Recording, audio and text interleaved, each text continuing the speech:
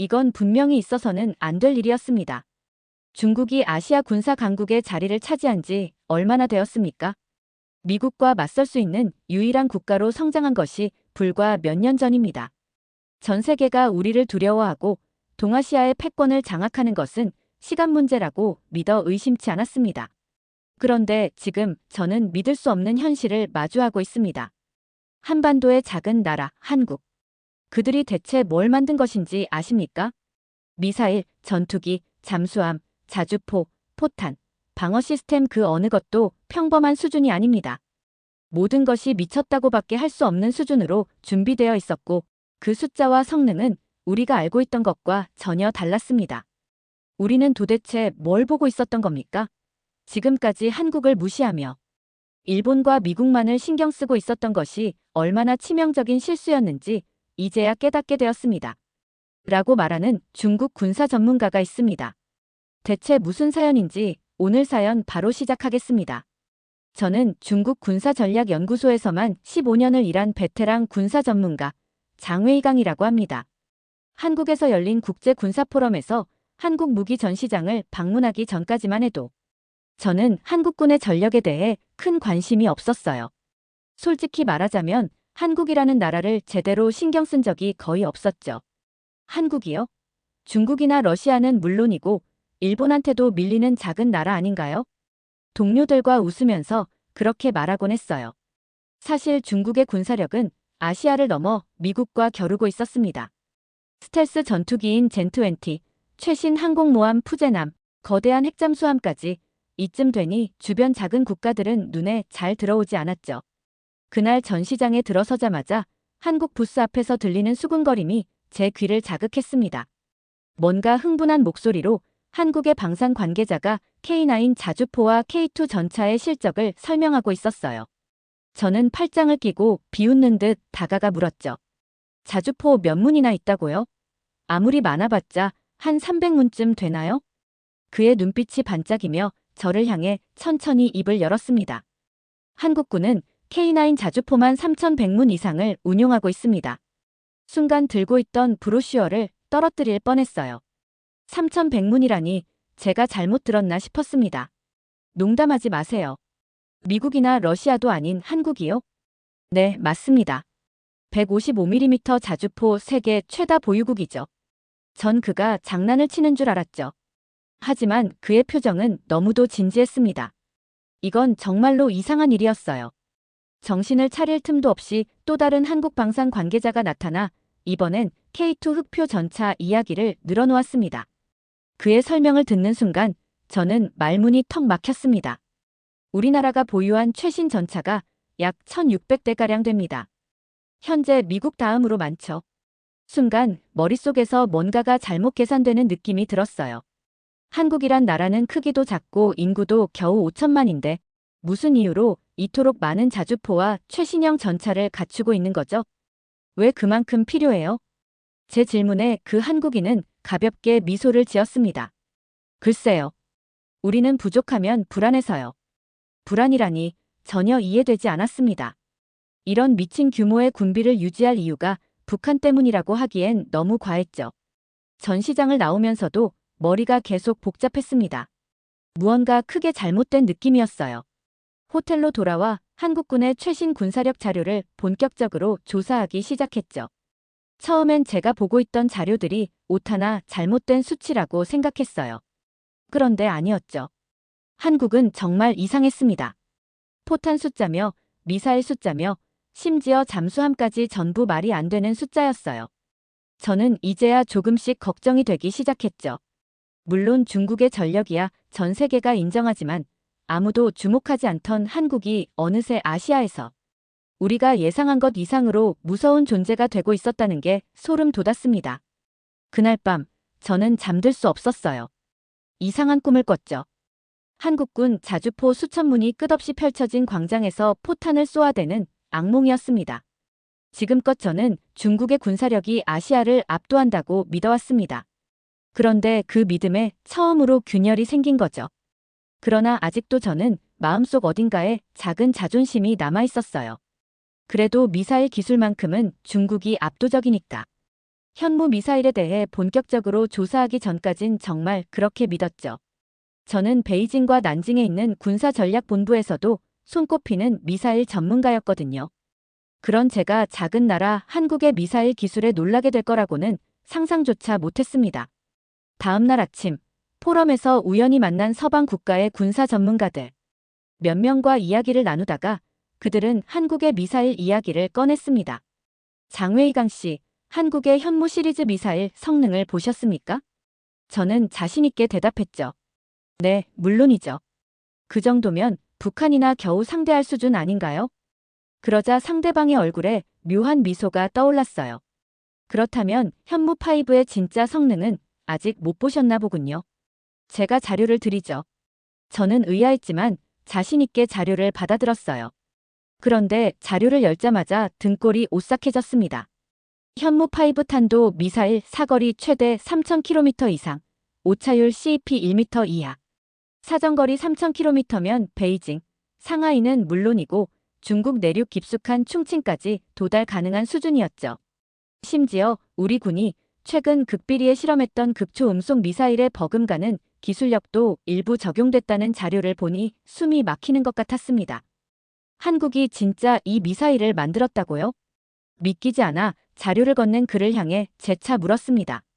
그는 아주 당연한 듯 웃으며 말했어요. 한국의 미사일 기술은 이미 미국과 이스라엘 수준입니다. 중국 전문가분께서 아직 모르셨다니 의외군요. 그 순간 자존심에 심각한 타격을 입었어요.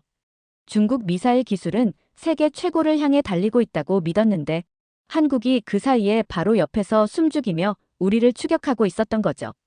저는 자료를 던지듯 놓고 밖으로 나왔습니다. 포럼 장소에서 도망치듯 빠져나와 정신없이 호텔로 돌아왔죠. 그리고 방 안에서 한국의 미사일 기술에 대한 모든 자료를 찾아보기 시작했습니다. 그때 눈에 띈 미국 랜드 연구소 보고서는 제 등을 차갑게 만들었죠. 한국의 현무 미사일 기술은 주변국의 주요 도시 대부분을 정밀 타격할 수 있는 수준으로 발전했다. 사실상 재래식 무기 중 최강급이며 전략적 억제력이 이미 핵무기 수준이다. 이 문장을 읽고 저는 자리에 앉은 채로 한참을 움직이지 못했어요. 이것은 상상 이상의 위협이었죠.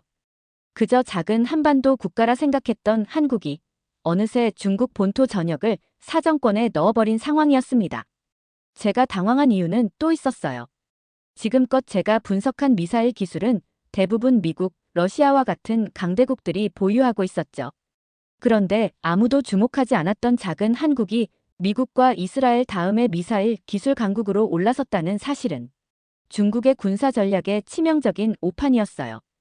바로 어제까지도 저는 한국군을 포탄만 쌓아놓은 나라라고 비웃었죠. 하지만 미사일 기술이란 결코 쉽게 도달할 수 있는 수준이 아니었습니다.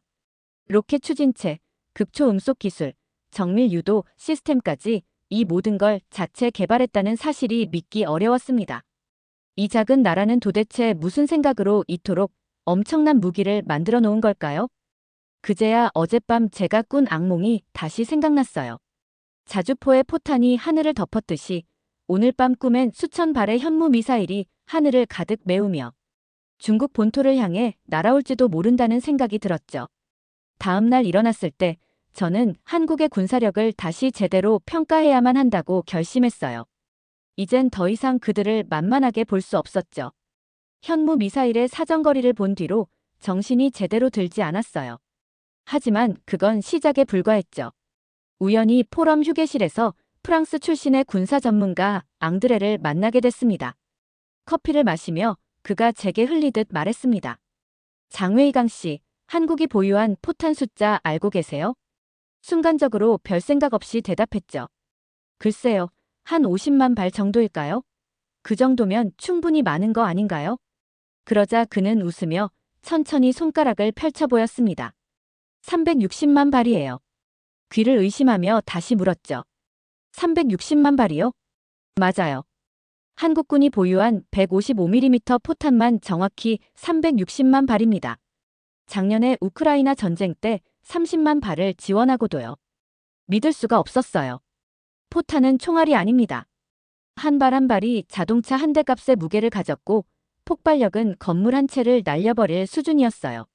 전쟁이 아니고서는 보통 이렇게 엄청난 숫자를 비축하는 게 정상이 아니었죠. 이쯤 되니 저는 자연스럽게 한국군이 이 포탄들을 어디에 숨겨놓았는지 의심이 들기 시작했어요. 점심 무렵 한국 방산 관계자를 우연히 만나 이런저런 얘기를 나누다가 제가 농담처럼 물어봤어요. 포탄이 그렇게 많으면 다 어디다 숨기고 있는 거죠? 서울 한복판이라도 지하 창고를 만들어놨어요? 그가 조용히 미소 짓더니 작은 목소리로 귓가에 속삭였어요. 서울 지하요? 아닐 거란 보장이 있습니까? 농담이었을 텐데도 그는 아주 진지했어요. 하긴 서울의 깊은 지하 어디쯤 거대한 포탄 창고가 있다 해도 이상하지 않은 나라였죠. 저는 이미 그들의 비정상적인 화력 증강을 봤기 때문에 농담으로 치부할 수 없었습니다. 돌아와 다시 자료를 조사했습니다. 미국은 우크라이나에 100만 발을 보냈고 독일은 20만 발을 보냈어요. 그런데도 한국이 비축한 포탄의 숫자는 그 두 나라가 보낸 포탄을 전부 합친 것보다 훨씬 많았습니다. 유럽 국가들이 많아봤자 수십만 발을 유지하는데 작은 한국은 혼자서 이 엄청난 숫자를 몰래 확보하고 있었죠. 그때 한 가지 충격적인 정보가 눈에 들어왔습니다. 105mm 견인포 포탄 역시 한국군은 340만 발 보유하고 있다. 앞에 155mm 포탄 360만 발에 이번엔 105mm 포탄도 340만 발이라니 합쳐 700만 발이라는 숫자가 제 머리를 아프게 만들었습니다. 이쯤 되면 더 이상 북한만을 대비한 게 아니었죠. 자꾸만 머릿속이 복잡해지자 저는 이성적으로 한국군의 심리를 분석하려고 노력했습니다. 그때 문득 한국 전쟁 당시의 자료들이 떠올랐어요. 당시 한국군이 부족했던 건 다른 무엇보다 화력이었습니다. 자존심 하나로 수류탄을 안고 적의 탱크로 뛰어든 병사들의 이야기들이 생생히 기억났죠. 그래서일까요? 한국군은 전쟁 이후 트라우마에 걸린 듯 했어요. 부족했던 기억 때문에 과도한 화력으로 채워넣기 시작한 거였죠. 그러나 이 정도는 도를 넘어섰어요. 북한과의 전쟁이라면 70만 발 정도면 충분했죠. 그런데 700만 발이라는 숫자는 북한 전체를 초토화하고도 남을 정도였습니다. 솔직히 이 숫자도 최소치일 가능성이 높았죠. 한국의 군대가 어디까지 숨기고 있는지는 아무도 알 수 없으니까요. 생각이 여기까지 미치자 제 등줄기에서 찬 기운이 올라왔어요. 한국은 이미 북한이 아니라 중국과 일본, 러시아까지도 염두에 두고 있는 게 분명했죠. 머리를 식히려 서울 외곽의 항공박물관을 찾았습니다. 사실 이번엔 정말 쉬고 싶었어요. 하지만 운명이랄까요? 한국에 와서는 쉬는 법이 없었죠. 박물관 입구에 들어서자마자 눈앞에 펼쳐진 거대한 전투기 모형이 절 맞이했어요. 척 보기에도 날렵한 형상이었죠. 처음엔 미국산 F-35나 유로파이터 타이푼 같은 서방 전투기일 거라 생각했어요. 그런데 전투기 아래 이름표를 보고 깜짝 놀랐습니다. KF-21 보라매, 한국 자체 개발. 중국군 내부에서도 한국이 독자적으로 고성능 전투기를 만들었다는 소식은 듣지 못했습니다. 기껏해야 구형 F-16 정도를 면허 생산하는 수준으로 알았죠. 이 전투기는 스텔스에 가깝고 외형도 매우 세련됐습니다. 언제 이런 걸 만든 거야? 저도 모르게 중얼거렸어요. 그러자 옆에 있던 한국 관계자가 제 말을 듣고 밝은 표정으로 다가왔죠. KF-21 보라매입니다. 우리 기술로 만든 거예요. 저는 억지 웃음을 지으며 물었어요. 미국 기술 도입한 거 아니고요? 그러자 그 관계자는 자신 있게 말했죠. 네, 한국이 독자적으로 설계한 거고 엔진과 일부 부품만 해외 협력입니다. 대부분의 항공 전자장비와 레이더는 자체 기술입니다. 특히 자체 개발 AESA 레이더를 탑재했다는 부분이 믿어지지 않았습니다. 중국의 자랑인 젠20도 AESA 레이더를 쓰지만 실제 운용 능력에선 아직 한계가 있다는 걸 저는 잘 알고 있었죠. 그런데 작은 나라 한국이 AESA를 자체 개발했다고? 이 전투기의 레이더 탐지 범위는 어느 정도인가요? 조심스럽게 묻자 그가 웃으며 대답했어요. 정확한 건 기밀이지만 최소 F-35 수준의 레이더 성능을 목표로 합니다. 순간 제니10의 모습이 떠오르며 불안감이 몰려왔습니다. 만약 이 전투기가 양산되면 한국 공군은 제니10와 공중전에서도 결코 밀리지 않을지도 모릅니다. 이것은 중국 공군에게 큰 위협이 될지도 모르는 존재였어요. 전투기의 외형, 탑재된 무장 능력, 레이더까지 모든 게 이미 실전급이었습니다. 도대체 언제부터 이걸 준비하고 있었던 거죠? 중국군 내부 정보가 얼마나 취약했던 걸까요? 자료를 찾아보니 더욱 충격적이었어요. KF-21의 개발 역사는 이미 2000년대 초반부터 시작됐고 최근 첫 시험 비행에 성공했다는 기사들이 넘쳐났죠. 서방 언론조차 한국의 빠른 발전 속도에 놀라움을 감추지 못하고 있었어요. KF-21 보라매의 첫 비행 영상을 찾았습니다. 하늘을 가르며 부드럽고 빠르게 비행하는 모습은 압도적이었어요. 더욱 심각한 건 이런 전투기를 양산할 경우 중국 공군이 한국 공군을 상대로 확실히 우위를 유지할 수 있을지 알 수 없다는 점이었어요. 그 순간 저는 확실히 깨달았습니다. 한국은 전투기 개발조차 결코 가볍게 여길 나라가 아니었습니다. 포탄과 미사일에 이어 첨단 항공기까지 만들며 아시아 하늘에 도전장을 내민 작은 나라. 저는 그 한국의 진짜 모습을 이제야 알게 된 거였죠. 이젠 무슨 이야기를 들어도 놀랍지 않을 것 같았지만 한국에선 매일 새로운 충격이 기다리고 있었죠. 이번엔 서울 시내를 조금 둘러보기로 했어요. 그래야 머릿속에 가득 찬 군사적 걱정이 조금은 덜어질 테니까요. 하지만 그것은 저의 착각이었습니다. 저는 서울이 그저 평범한 대도시일 줄 알았어요. 평양과의 거리가 불과 수십 킬로미터밖에 되지 않는 이 도시가 군사적으로 얼마나 취약한지 잘 알고 있었으니까요. 전쟁이 터지면 서울은 하루도 못 버틸 것이라는 이야기를 수없이 들었었죠. 그런데 직접 와서 보니 그건 완전히 잘못된 이야기였어요. 도심 한복판을 지나던 중 저는 서울의 복잡한 지형과 끝없이 펼쳐진 고층 빌딩을 바라보며 문득 생각했어요. 높은 빌딩, 좁은 골목길, 복잡한 지하철망까지 이 도시는 사실상 전투를 위한 미로 같았습니다. 마침 한국의 군사 전문가 이 대령과 저녁 식사를 할 기회가 있었어요. 식사 도중 저는 궁금한 걸 참지 못하고 물었죠. 서울이 휴전선과 너무 가까워서 불안하지 않습니까? 방어하기 쉽지 않아 보이는데요.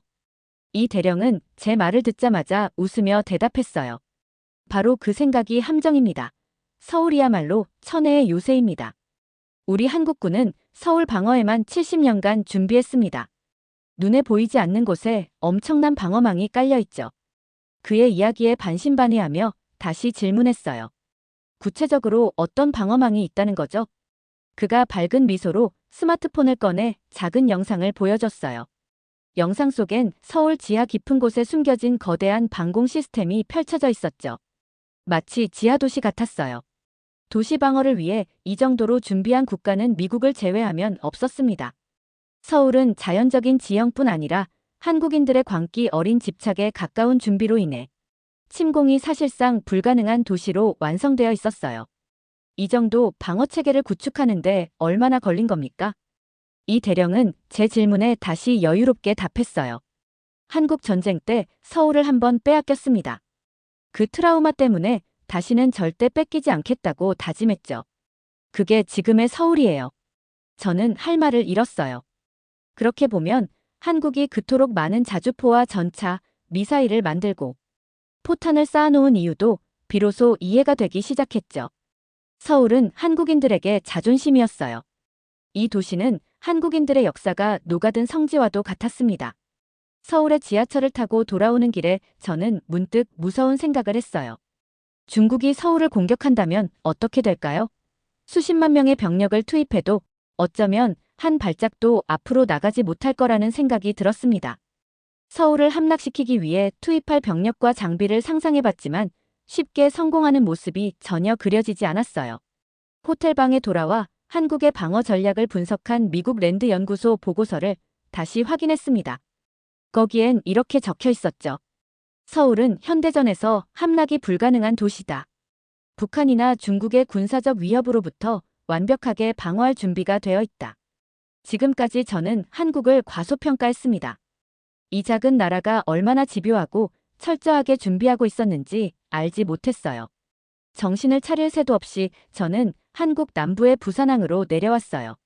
거기서 한국 해군의 잠수함 전력을 참관하기 위해서였죠. 지금까지 포탄, 미사일, 전투기까지 보았으니 잠수함은 설마 더 놀라울 일이 있을까 싶었어요. 하지만 한국의 군사력 앞에서 제 예상은 매번 보기 좋게 빗나갔습니다. 부산항 앞바다는 매우 평화로웠습니다. 하지만 그 평온은 오래가지 않았죠. 지금 앞바다에 잠수함 한 척이 떠 있습니다. 저는 바다를 쳐다보았어요. 당연히 아무것도 없었습니다. 지금 보고 계신 바다 바로 저기에 우리 해군의 도산 안창호급 잠수함이 떠 있죠. 전혀 모르셨죠? 순간 등골이 서늘했습니다. 눈앞에 펼쳐진 바다는 그저 고요했어요. 아무것도 보이지 않았죠. 그렇지만 분명 잠수함이 있었다는 말에 저는 순간적으로 불안감이 엄습했습니다. 우리 잠수함은 디젤 추진 방식이지만 은밀성과 조용한 운용 능력만큼은 미국 해군조차 인정한 수준입니다. 얼마 전 미 태평양 사령부와 진행한 훈련에서 미 핵잠수함조차 한국 잠수함을 제대로 추적하지 못했죠. 다음 날 부산 해군기지에서 직접 잠수함을 볼 기회가 있었습니다. 거대한 몸체는 원자력 잠수함 못지않게 웅장했고 외관에서부터 첨단 기술력이 느껴졌어요. 기지 관계자는 잠수함 내부의 설계를 간략히 설명해줬습니다. 특히 제가 경악했던 부분은 공기 분류 추진 시스템이었어요. 이 시스템은 장기간 물속에서 잠수함이 거의 소리를 내지 않고 움직일 수 있게 했습니다. 중국 해군도 아직 완벽히 개발하지 못한 기술이었죠. 그걸 한국이 자체 개발에 완벽하게 적용했다는 점이 저를 가장 경악하게 만들었어요. 한국이 언제부터 이 기술을 개발했죠? 제가 물었을 때 그는 담담히 웃으며 말했어요. 사실 한국 해군은 지난 20년 동안 오직 이 잠수함 개발을 위해 매달려왔습니다. 우리 국민들은 모르지만 우리 해군은 바다 아래서 절대 지지 않을 자신이 있죠. 잠수함 내부를 둘러보며 더욱 두려워졌어요. 제가 알던 중국 잠수함들보다 더 뛰어난 정밀한 조종 시스템과 초정밀 소음 제거 장치들이 곳곳에 자리 잡고 있었죠. 심지어 미사일 발사 능력까지 있어 잠수함 한 척만으로도 적의 군항을 초토화할 수 있었습니다. 그 순간 저는 완전히 깨달았습니다.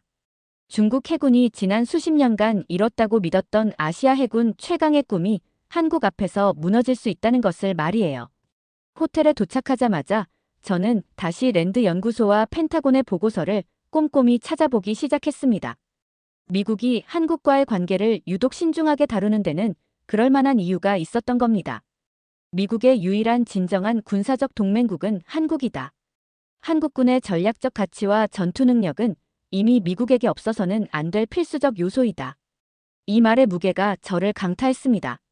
저는 중국에서 군사 전략을 연구하며 미국과 일본의 동맹만을 가장 위협적인 대상으로 봤죠. 한국은 늘 미국의 하위 동맹쯤으로 간주했어요. 그런데 이 자료는 완전히 다르게 말하고 있었습니다. 지금까지 제가 봤던 한국의 군사력을 떠올리니 충분히 납득이 갔습니다.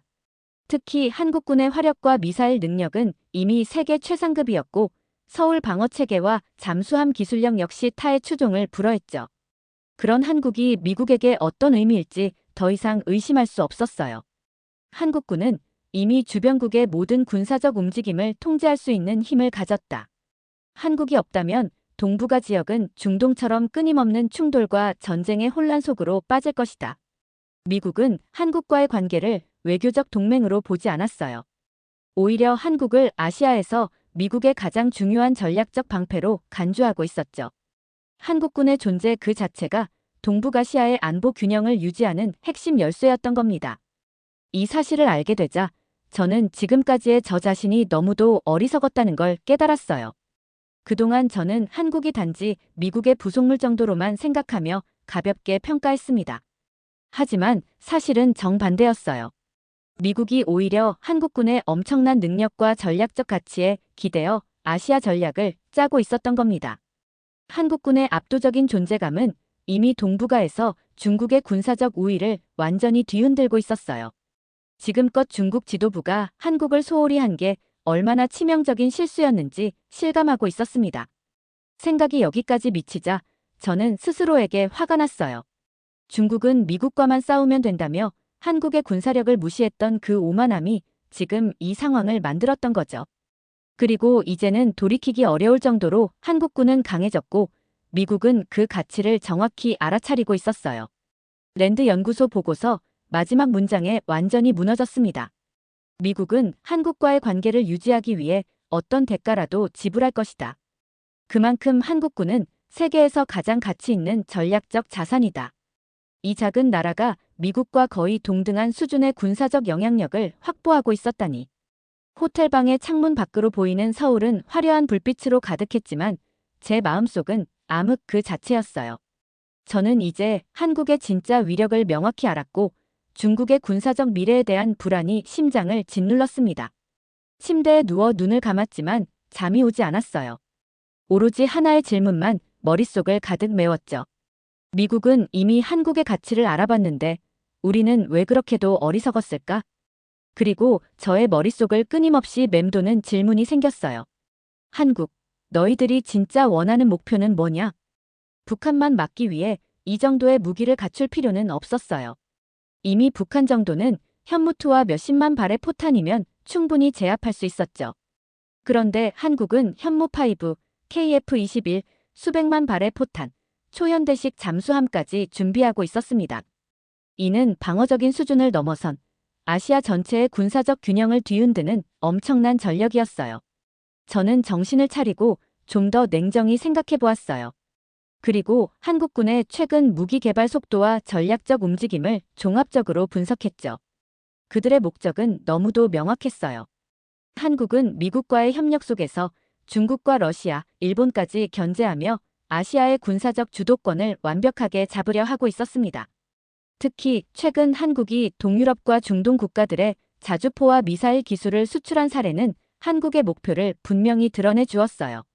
그들은 단지 한반도에서의 위협을 억제하는 게 아니라 전 세계 방산 시장에서 강력한 플레이어가 되어 미국과 동등한 위치에서 전 세계 군사적 영향력을 행사하려 하고 있었습니다. 침대에 앉아 창밖을 바라보며 저는 떨리는 손으로 펜을 잡았어요. 중국으로 돌아가기 전 제가 목격한 한국의 실상을 보고서로 작성해야만 했죠. 하지만 보고서를 쓰면서도 한국의 진정한 목적을 명확히 설명하기란 쉽지 않았어요. 왜냐하면 한국은 지금까지 제가 알던 모든 군사 전략을 뛰어넘는 목표를 추구하고 있었으니까요. 보고서의 결론을 내리며 저는 스스로에게 질문했죠. 한국은 진짜 무엇을 원하는가? 그때 불현듯 한 단어가 떠올랐어요. 바로 군사적 초강대국이었습니다. 작지만 강력한 나라, 그들이 원하는 것은 아시아에서 미국을 능가하는 독자적인 군사강국으로의 도약이었죠. 그리고 한국은 이미 절반 이상을 성공했어요. 중국과 일본을 뛰어넘는 첨단 기술력과 압도적인 화력, 미국의 전략적 동맹으로서의 위상까지 확보했으니까요. 더욱 무서운 건 한국 국민들이 이 사실을 전혀 인지하지 못하고 있다는 점이었어요. 그들은 자신들이 이미 세계에서 손꼽히는 군사력을 가졌다는 걸 모르고 있었죠. 오히려 평범한 시민들은 자신들의 나라가 아직도 작은 국가라고 착각하며 살고 있었습니다. 이렇게 강력한 군사력을 가졌으면서도 마치 아무 일도 없다는 듯 살아가는 이들의 모습이 정말 소름 끼쳤죠. 제가 중국으로 돌아가기 전날 호텔 로비에서 우연히 한국인 방산 관계자를 만났어요. 저는 마지막으로 그에게 솔직히 물었죠. 솔직히 말해봐요. 한국은 진짜 뭘 원하는 거죠? 그는 저를 바라보며 여유롭게 웃었어요. 그리고 조용히 말했죠. 우린 단지 살아남고 싶을 뿐입니다. 하지만 살아남기 위해 가장 강해져야 한다는 걸 이미 배웠죠. 그 말 속엔 한국의 진짜 목표가 함축되어 있었죠. 한국은 스스로 살아남기 위해 아시아의 중심을 향해 빠르게 달려왔던 겁니다. 생존을 위해 가장 강한 국가가 되어버린 것이죠. 이제야 깨달았습니다. 한국은 이미 아시아의 군사 초강대국으로 변모했고 중국은 너무 늦게 그것을 깨달았다는 사실을요. 두 번째 사연 시작합니다. 미국의 한 평범한 가정집. 늘 조용하던 그곳에서 갑작스러운 고성이 터져 나왔습니다. 왜 하필 한국이에요? 거긴 영어도 못하고 이상한 음식만 먹는다잖아요. 절대 한국 같은 나라엔 가고 싶지 않아요. 아이들의 분노 섞인 외침이 집안을 가득 채웠고 한쪽에서는 아내가 지친 한숨을 내쉬었습니다. 여보, 정말 괜찮을까? 우리가 이렇게까지 해야 해? 그녀의 목소리는 걱정과 불안으로 가득 차 있었습니다.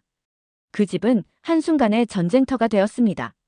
미국이라는 익숙한 환경을 떠나야 한다는 사실은 온 가족을 불안과 불만으로 몰아넣었죠. 누구도 웃지 않았고 누구도 한국이라는 나라를 기대하지 않았습니다. 그런데 몇 달 뒤 그 가족이 한국에서 보낸 사진은 충격 그 자체였습니다. 전혀 다른 모습이었죠. 아이들은 환한 미소를 지으며 한국 음식을 먹고 있었고 전통 한복을 입은 채 경복궁을 거니는 모습은 너무나 행복해 보였습니다. 당시 이 가족을 알던 이웃들은 입을 다물지 못했습니다. 한국이라는 나라에서 그들에겐 도대체 어떤 일이 벌어진 걸까요? 대체 무슨 사연인지 오늘 사연 바로 시작하겠습니다. 안녕하세요. 저는 제이든 스미스입니다. 글로벌 IT 기업에서 중간 관리자로 일하며 다양한 프로젝트를 이끌어왔습니다. 한국으로 3년간 파견됩니다. 상사가 이 말을 전했을 때 순간 멍해질 수밖에 없었습니다. 해외 파견이라는 이야기가 처음 나왔을 때만 해도 기대감이 컸어요. 글로벌 프로젝트에 참여하는 건 제 경력의 중요한 기회였으니까요. 하지만 한국이라는 나라 이름이 언급되자 잠시 망설임이 들었습니다. 한국에 대해 나쁜 감정은 없었지만 미국보다 작은 나라라는 편견이 제 머릿속에 자리 잡고 있었거든요. 낯선 환경에서 가족과 함께 3년을 보낸다는 건 쉽지 않을 거라는 생각이 들었습니다. 그날 저녁 가족들에게 한국 파견 소식을 전했을 때 분위기는 금방 무거워졌습니다. 왜 하필 한국이에요? 거기는 영어도 못하는 나라잖아요. 큰아들 로건이 얼굴을 찌푸리며 불만을 터뜨렸습니다. 한국은 매운 음식만 먹고 공부밖에 안 한다던데요. 딸 클로이가 말끝을 흐리며 쳐다봤습니다. 아내는 애써 긍정적으로 반응하려 했습니다. 새로운 시작이잖아. 좋은 기회가 될 거야. 하지만 그녀의 목소리에도 약간의 불안이 배어 있었습니다. 로건은 한숨을 쉬며 반박했습니다. 아빠, 한국은 엄청 작고 가난한 나라래요. 제가 거기서 어떻게 살아요? 그 말에 저는 말문이 막혔습니다. 한국은 내가 생각하는 것보다 발전된 나라야.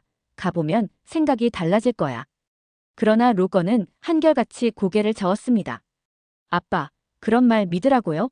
전 미국이 좋아요. 제 친구들, 학교, 집 다 여기 있잖아요. 아내가 조심스럽게 끼어들었습니다. 로건, 클로이, 우리 다 같이 가는 거야. 함께라면 어디든 괜찮아질 거야. 하지만 아이들의 표정은 여전히 굳어 있었고 그날 저녁 가족의 대화는 어느 때보다 차갑게 끝났습니다. 출국 준비는 시작부터 난항이었습니다. 로건은 짐을 싸는 도중에도 불만을 멈추지 않았습니다. 우린 이렇게 많은 짐을 싸는데 거긴 우리 물건이 다 들어갈 공간이나 있을까요? 인터넷에서 본 한국집은 전부 작던데요. 클로이는 한술 더 떠 말했습니다. 한국 음식은 맵고 이상하다고 했어요. 나 샌드위치랑 피자만 먹을래요. 출발 당일 공항에서 아내와 이야기를 나눴습니다. 이 아이들 정말 괜찮을까? 제가 걱정스럽게 물었을 때 아내는 애써 미소를 지으며 말했습니다. 괜찮아질 거야. 시간이 필요하겠지. 우리가 함께 있으니까 어떻게든 적응할 수 있을 거야. 그녀의 말은 위로가 되었지만 저도 걱정을 떨칠 수 없었습니다. 인천공항에 도착했을 때 아이들은 예상외로 놀라움을 감추지 못했습니다. 로건이 입을 벌리며 주위를 둘러보았습니다. 여기가 한국 공항이에요? 미국보다 더 좋은데요? 아이들은 처음 접한 한국의 모습에 점차 흥미를 느끼는 듯 보였습니다. 클로이는 공항 곳곳에서 보이는 한국어 간판들을 가리키며 이건 뭐라고 쓰여 있어요? 라며 물었고 저는 간단히 번역해주며 웃었습니다. 짐을 찾고 공항을 나설 때까지 아이들은 공항의 시설과 분위기에 흥미를 보이며 여기저기를 둘러봤습니다. 공항 밖으로 나서며 로건은 고개를 갸웃하며 말했습니다. 한국이 우리나라보다 못 사는 나라라고 들었는데. 짐을 찾고 공항을 나서니 한국의 더운 여름 공기가 가족 전체를 덮쳤습니다. 습한 공기가 익숙하지 않은 아이들은 불쾌한 표정을 지으며 한숨을 쉬었습니다. 왜 이렇게 끈적거려요? 클로이가 불평하자 로건도 여기서 어떻게 살아요? 라고 말했습니다. 숙소로 가는 차 안에서 도시의 풍경은 낯설면서도 흥미로웠습니다. 고층 건물들이 끝없이 이어졌고 거리에는 사람들과 자동차들이 빽빽하게 들어차 있었습니다. 교통체증 속에서도 운전자들은 신호에 맞춰 움직이는 듯했지만 가끔 무작정 끼어드는 차들도 있어 보였습니다. 아파트 문을 열고 들어가 처음 집을 둘러봤을 때 저는 그 크기에 숨이 턱 막혔습니다. 미국에서는 정원이 딸린 단독주택에서 살았는데 여긴 딱 봐도 그 절반도 안 되는 크기였습니다. 아이들의 방은 작고 거실은 아담했으며 부엌은 거의 서 있는 상태에서 한 번 몸을 돌리면 모든 게 닿을 정도로 좁았어요. 로건은 방을 둘러보며 한숨을 쉬었습니다. 클로이는 부엌을 보며 설마 우리 이 작은 공간에서 다 같이 밥 먹어요? 라고 말했습니다. 아내도 처음엔 다소 어색한 표정으로 아파트를 둘러보며 적응하려면 시간이 좀 걸리겠어요. 라고 말했지만 그 표정엔 실망이 묻어 있었습니다. 또 하나의 충격은 화장실이었습니다.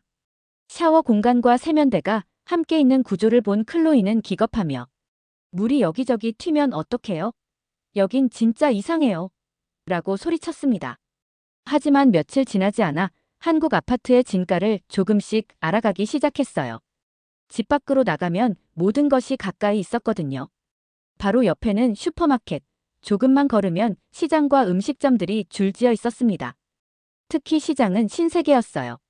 신선한 과일과 채소, 고기와 생선이 가득한 시장 거리를 걸으면서 우리는 흥미롭고 색다른 문화를 체험할 수 있었죠. 이거 뭐예요? 클로이가 한 상인에게 물었을 때 상인은 활짝 웃으며 간단한 영어와 손짓으로 설명해줬어요. 상인과의 짧은 대화 끝에 클로이는 떡볶이를 손에 쥐고 행복하게 먹고 있었죠. 한국의 집은 공간이 작아도 알뜰하게 설계되어 있었습니다. 부엌에 설치된 수납장은 아내를 감탄하게 만들었고 다용도실은 빨래와 청소도구를 깔끔하게 정리할 수 있게 해줬어요. 거실 한쪽 벽에 붙어있는 빌트인 책장을 보고 아내는 좁긴 하지만 어떻게 하면 잘 살 수 있을지 고민하게 만드는 구조네요 라고 말했어요. 아이들도 차츰 적응하기 시작했습니다. 로건은 학교에서 돌아오면 작은 책상에서 숙제를 하며 생각보다 이 방이 나쁘진 않아요 라고 말했어요. 클로이 역시 작은 방이 오히려 집중하기 좋아요라며 긍정적으로 받아들이는 모습이었죠. 또 하나 감탄했던 점은 아파트의 관리 시스템이었습니다. 미국에서는 쓰레기 처리가 단순했지만 한국에서는 분리수거가 매우 철저했어요. 처음엔 복잡하다고 느꼈지만 시간이 지나자 이것이 얼마나 체계적이고 환경을 위한 일인지 이해할 수 있었습니다. 아파트 단지 안에는 운동장, 공원, 그리고 작은 산책로까지 있었습니다. 아이들은 학교를 마치고 나면 단지 안에서 자유롭게 뛰어놀았고 저는 그런 모습을 보며 이제 마당이 없어도 괜찮을 것 같아라는 생각을 하게 됐어요. 미국에서는 자동차를 타고 멀리 나가야 겨우 이런 시설을 이용할 수 있었지만 여기선 걸어서 모든 것이 가능했으니까요. 한국에서 처음 외식을 했던 날이 아직도 기억납니다. 도착 후 며칠 동안 피곤과 낯선 환경에 지친 우리는 외식을 시도하기로 했어요. 검색을 통해 집 근처에 있는 작은 음식점을 찾아갔죠.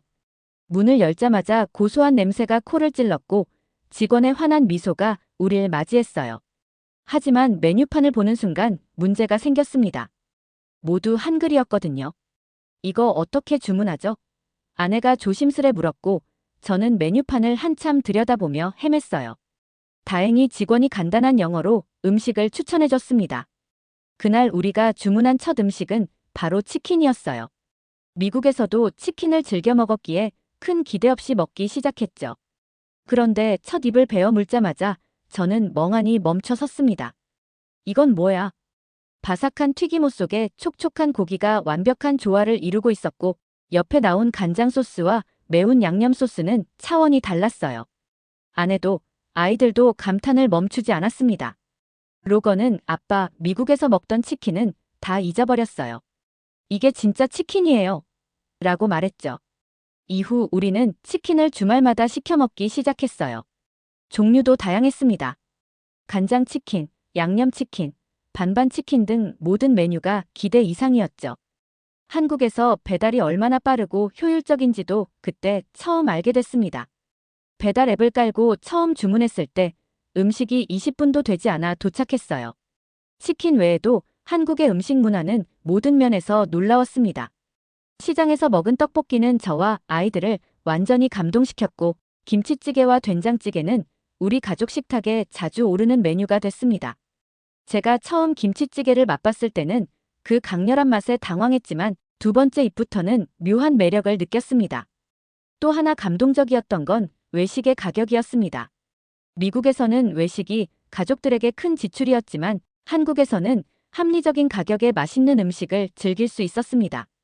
한 번은 근처 고깃집에 갔는데 우리 가족 모두가 배부르게 먹고도 지갑이 가벼워지지 않았어요. 이 가격에 이렇게 고급스러운 고기를 먹다니 믿기지 않네요라고 제가 말했을 때 아내는 고개를 끄덕이며 이제 매일 집에서 요리하지 않아도 될 것 같아요라고 웃었습니다. 아내의 말처럼 우리는 점점 집에서 요리하는 날보다 외식을 즐기는 날이 많아졌습니다. 아이들도 한국 음식에 점차 익숙해졌고 오히려 새로운 메뉴에 도전하는 재미를 찾았어요. 그런데 음식만이 아니었습니다. 식당에서의 서비스 역시 감동적이었어요. 어디를 가든 직원들이 친절하게 우리를 맞이했고 주문한 음식이 빠르게 나왔습니다. 식사를 마치고 나면 종종 서비스로 후식을 제공해주는 곳도 많았어요. 한 번은 작은 국수집에서 아이스크림을 무료로 제공받았는데 로건은 이게 진짜 한국 스타일인가 봐요. 라며 환호성을 질렀죠. 가장 큰 충격은 미국에서 익숙했던 팁 문화가 없다는 점이었습니다. 처음엔 팁을 주려고 했는데 직원이 손사래를 치며 거절했어요. 여기서는 팁 안 주셔도 됩니다라는 말을 들었을 때 저는 무척 놀랐습니다. 팁 없이도 이렇게 수준 높은 서비스를 받을 수 있다니 한국의 시스템은 정말 놀라웠어요. 아이들이 한국에서 학교를 다니기 시작한 첫날, 아이들의 얼굴에서 긴장과 기대가 뒤섞인 표정을 읽을 수 있었습니다. 아빠, 여긴 미국 학교와 많이 다를까요? 큰아들 로건이 물었을 때 저도 속으로 같은 질문을 하고 있었어요. 한국 국제학교가 어떤 모습일지, 그리고 아이들이 얼마나 잘 적응할 수 있을지 확신이 없었거든요. 학교 건물은 현대적이고 깔끔했습니다. 입구에서부터 직원들이 친절하게 맞아주었고 선생님들은 아이들의 손을 잡아 교실로 안내했습니다. 로건과 클로이가 교실로 사라지는 순간 저는 그들이 이 새로운 환경에서 잘 지낼 수 있기를 바라며 한숨을 내쉬었어요. 저녁에 집으로 돌아온 아이들은 처음으로 학교에서 겪은 경험을 이야기하며 활기를 되찾았습니다. 로건은 아빠 여긴 수업마다 랩톱을 써요.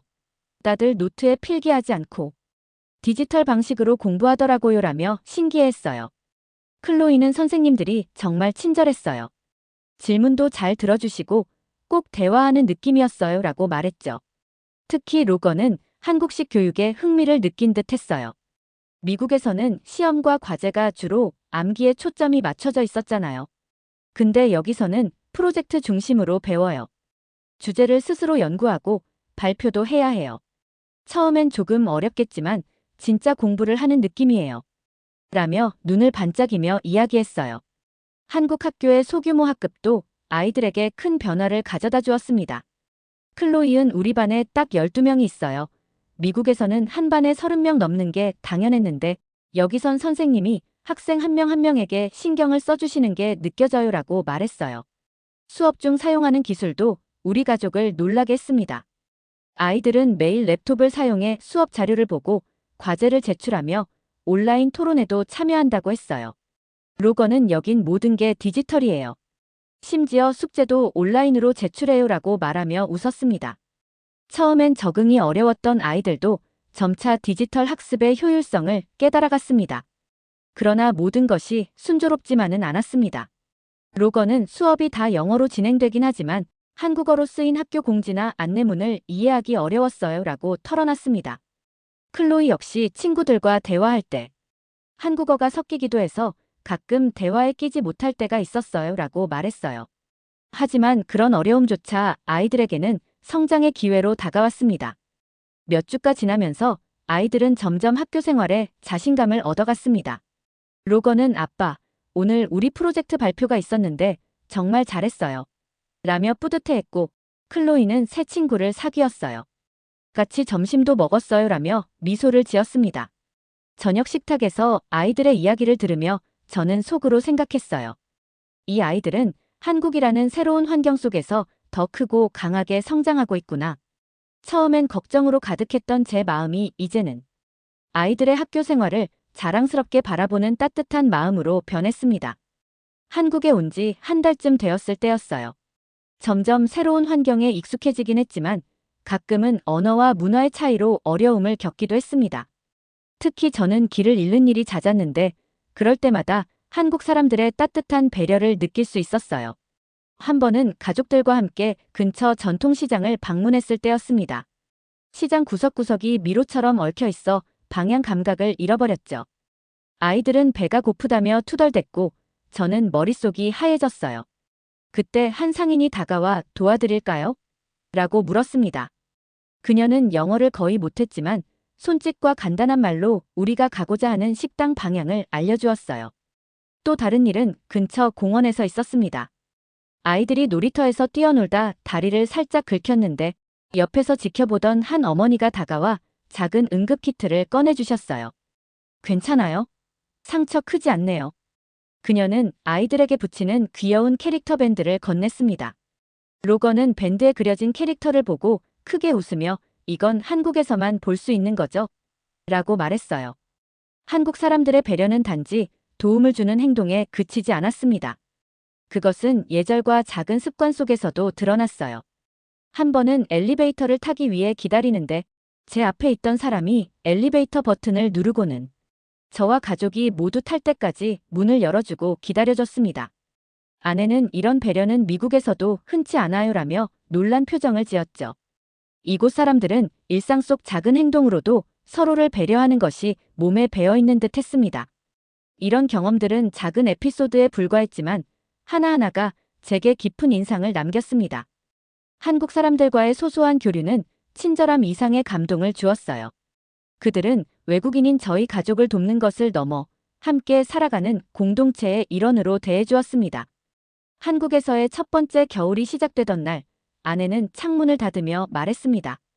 이제 진짜 추운 계절이 오네요. 우리 난방은 어떻게 해야 하지? 처음엔 미국에서 쓰던 난방 시스템이 아니어서 다소 걱정스러웠습니다. 집안에 라디에이터나 통풍구도 없고 벽에 붙은 작은 조작 패널이 전부였으니까요. 이걸로 정말 집이 따뜻해질까? 저는 반신반의하며 버튼을 눌러봤습니다. 온도를 설정한 뒤 처음엔 아무 변화도 느껴지지 않았어요. 이건 고장난 거 아냐? 클로이가 농담하듯 말했을 때 저도 그 말을 부정할 수 없었습니다. 하지만 몇 분이 지나자 신기한 일이 벌어졌습니다. 바닥이 점점 따뜻해지기 시작한 겁니다. 처음엔 발끝에서부터 미지근한 온기가 올라오는 걸 느꼈고 그 온기는 점차 온 집안으로 퍼져나갔습니다. 이거 정말 이상하네 바닥이 따뜻하다고. 로건이 신기해하며 바닥에 손을 대보고는 깔깔 웃었습니다. 하지만 몇 시간이 지나자 이상한 일이 벌어졌습니다. 집이 점점 더워지기 시작한 겁니다. 왜 이렇게 덥지? 아내가 이마에 땀을 닦으며 물었고 로건은 아빠, 여기 사우나 같아요. 라며 웃었죠.